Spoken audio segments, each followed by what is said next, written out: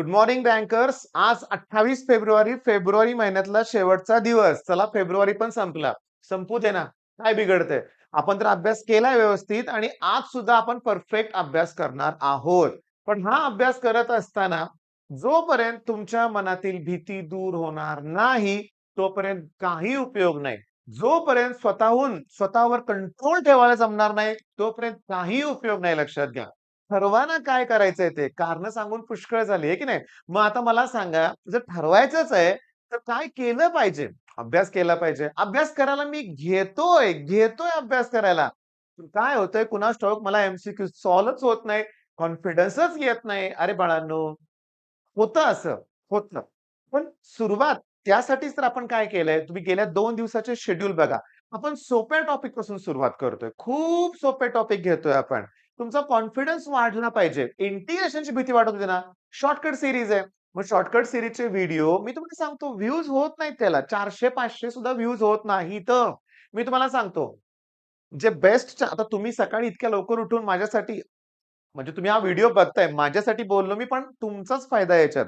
दिवसाच्या सुरुवातीला तुम्हाला शेड्यूल कळतंय. पण सगळेच करत नाहीत. सगळेच करत नाहीयेत. निवांत आहेत मुलं.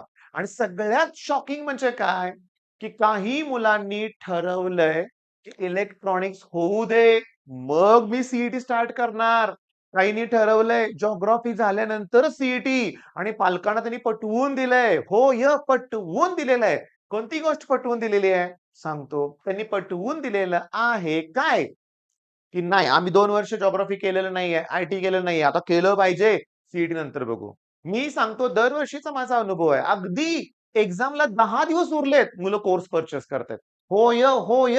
शेवटच्या 10 दिवसात सुद्धा केलंय, शेवटच्या 14 दिवसात सुद्धा केलंय मुलांनी. आता ही कोण आहेत? जेईई सेकंड अटेम्प्ट त्यात सुद्धा फेल्युअर आल्यानंतर मग सी वळणारी सुद्धा मुलं आहेत. तिथंही 14 दिवसात प्रॉपर प्लॅन न केल्यामुळं यश मिळवलेली मुलं सुद्धा आहेत. मी तुम्हाला सांगतो मग चला करूया काय आज? आज करायचं आहे काय? तर क्लिअरली आपल्याला 3 टार्गेट आहेत तुम्हाला माहिती आहेत. ओके. आपल्याला 3 टार्गेट आहेत. Physics, okay. त्याच्यानंतर केमिस्ट्री आणि त्याच्यानंतर मॅथ्स. बरं अजून आपल्याकडे इंग्लिश झाला एकदाचा पेपर. आता आपल्याकडे उरलंय कोण? सी किंवा आय-टी आणि प्लस जिओग्राफी. मी तुम्हाला सांगतो टाईम डिस्ट्रिब्यूट करा. कुणाला किती वेळ द्यायचा ते ठरवा. दिवसभर तुम्ही भूगोल करणार आहे का? दिवसभर तुम्ही आय-टी करणार आहात का? शक्य नाहीये. किंवा दिवसभर सी पण करायचं आहे का? शक्य नाहीये. तुम्हाला भूगोल असेल तर भूगोल करा. ओके. आय-टीचा पेपर करावा लागेल अभ्यास. आता आय-टीमध्ये तुम्हाला ना कळालंय मला काय म्हणायचं ते. सीसीटीव्ही आहेत लक्षात घ्या. चुकीचा कुठलाही प्रकार होणार नाहीये. एवढं मात्र चांगले निर्णय झालेत, की बऱ्यापैकी सगळं थांबलेलं नाहीये. गोंधळ आहेच. कॉपी सेंटर काही असणार आहेत, चालणार आहेत. पण बऱ्यापैकी कमी तरी आला ना. अरे मी शॉकिंग सांगतो लास्ट इयर सीईटीचा पेपर सुरू असताना मुलं मोबाईल घेऊन गेले होते आणि त्यातल्या काही फार हुशार मुलांनी ते व्हिडिओ शूटिंग केलं आणि Instagramवर पण अपलोड केलं होतं. लास्ट इयर तो व्हिडिओ खूप व्हायरल झाला होता. पुण्यातील कुठल्या कॉलेजमध्ये होता. मी तुम्हाला सांगतो, काय मुद्दा आहे तुमच्या लक्षात आला का? ते कॉपी सेंटर चालणार थोडं, पण बऱ्यापैकी कमी आलंय. हे आपल्यासाठी जमेची बाजू आहे. मग अभ्यास करावा लागणारच आहे. तुम्हाला कोण वाटत असेल ना, कोणतरी येईल, उत्तर सांगून जाईल, या आशेवर राहू नका. अभ्यास करा. घेतलाय कशासाठी सब्जेक्ट? मग याला प्रॉपर टाईम मॅनेजमेंट करा. ठरवा किती वेळ द्यायचा आहे ते. माझं म्हणणं आहे 80% इकडं, 20% इकडं वेळ दिला तरी चालेल. 80% इकडं वेळ द्या. बरं, आता पहिली गोष्ट म्हणजे मी तुम्हाला सांगतो याच्यावर एक सेपरेट व्हिडिओ बनवणार आहे बरं का मी. सेपरेट व्हिडिओ की फिजिक्सचे एम-सी-क्यू बाळांनो सॉल्व्ह करायला घेऊ नका. सिरियसली फिजिक्सचे एम-सी-क्यू सॉल्व्ह करू नका.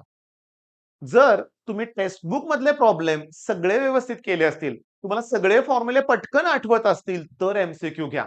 तुम्ही एक एम-सी-क्यू वरून उपयोग होणारच नाहीये फिजिक्सचा. जीव तोडून तिथे प्रयत्न करायला लागणार आहेत. तर मी सजेस्ट काय करतोय तुम्हाला, की रँकर्स कोर्सवरती तुम्हाला मी फिजिक्स न्यूमेरिकलची बॅच प्रोव्हाईड केलेली आहे. त्यातले व्हिडिओ अगोदर बघा. होय. पुस्तकातले न्यूमेरिकल्स अगोदर सॉल्व्ह करा बाळांनो. पुस्तकातले आणि ते झाल्यानंतर मग तुम्ही सगळे फॉर्म्युले झाल्यानंतर तुम्ही एम-सी-क्यूकडे आलं पाहिजे. होय. पण नाही, ठीक आहे सर आता एवढा कुठे वेळ आहे? नाहीये वेळ. पण मी काय सांगतोय, मी जेव्हा तुम्हाला फिजिक्स न्यूमेरिकल बॅच बघायला लावतोय, नोट्स नाहीत बनवायच्या. मी आता सरळ सांगतोय, तुम्ही कुठलाही ऑनलाईन कोर्स घेतला असेल तर लाईव्ह बघूच म्हणतो नका म्हणतो बऱ्याच वेळ. लाईव्ह झालं कंप्लीट झाल्यानंतर रेकॉर्डेड बघा.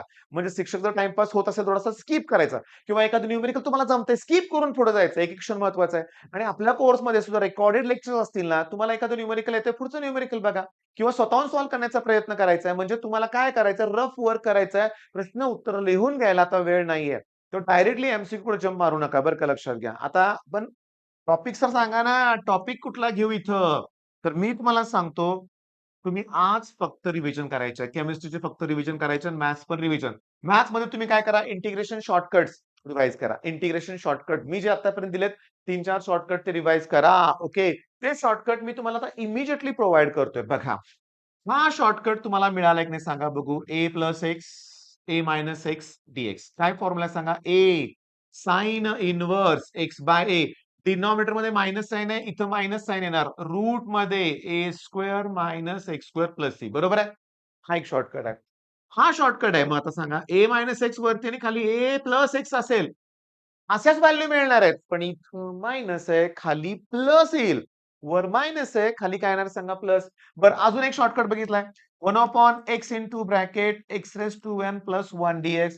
याचा फॉर्म्युला आहे 1/n log x raise to n upon x raise to n plus 1. Okay, okay. अजून एक शॉर्टकट होता 1/x x raise to n minus 1 dx. सांगायचं आन्सर काय होतं? 1/n log x raise to n minus 1 upon x raise to n होतं. होय. अजून एक शॉर्टकट आहे बाळांनो. शॉर्टकट खूप शॉर्टकट आहेत लक्षात घ्या. हा शॉर्टकट घेतलाय का सांगा 7 raise to 7 raise to 7 raise to x 7 dx. हा क्वेश्चन तुम्ही पीवायक्यूचं बुक बघा 2020 ला पण आलाय आणि 2025 ला पण आलाय. याचं उत्तर येतं ही टर्म आहे तशीच लिहायची. आन्सर आहे 7 आणि खाली लिहायचं log 7 bracket cube. So simple. एकदम सिंपल. मग आज रिव्हिजन करा. होय. आता गेल्या 2-4 दिवसात बरीचशी मुलं जी नवीन जॉइन झालेत ना, तुम्ही नोटीसवरती शेड्यूल दिलं असतं ते चेक करा लक्षात घ्या बाळांनो. पण आता ज्यांनी कोर्स घेतलाच नाहीये, हे तर शॉर्टकट आपण YouTubeवर देतोय. वायवा सीरीज YouTubeवर आहे. नेम रिएक्शन सीरीज YouTubeवर आहे लक्षात घ्या. आपल्या चॅनलवर जुना कुठलाही व्हिडिओ तुम्ही घेतला, तो दी बेस्ट असणार आहे. तुम्ही तो फॉलो डोळे मिटून फॉलो केला तरी चालू शकतं लक्षात घ्या. तर अभ्यास करा. मन शांत ठेवून. डिस्ट्रॅक्शन्स नको आहे. शॉकिंगली बरं का मी तुम्हाला सांगतो डिस्ट्रॅक्शन्स होतायत. हे टाळता आले पाहिजेत. मग चला ठीक आहे. ओके. आज रिव्हिजन करताय. शॉर्टकटची पण रिव्हिजन करा आणि आपल्या कोर्सवर जेवढ्या टेस्ट दिल्या असतील, तर तुम्ही कुठल्याही टॉपिक जर फिनिश केला, तर कुठल्याही टॉपिकची टेस्ट तुमच्यासाठी तयार आहे. तुम्ही कधीही देऊ शकता हे लक्षात घ्या. तर जास्तीत जास्त टेस्ट देण्याचा प्रयत्न करा. All the best.